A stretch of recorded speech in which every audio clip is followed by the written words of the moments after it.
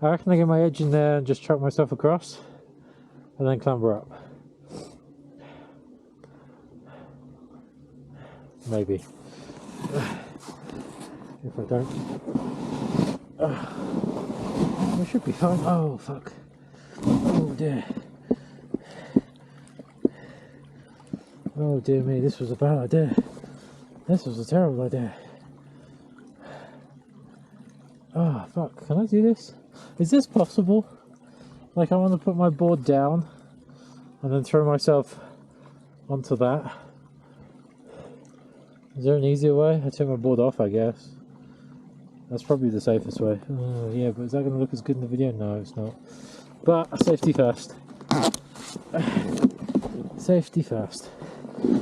Because it's still a little bit. Oh shit. Oh good lord. Oh fuck. Got ourselves into a bit of a position here, haven't we?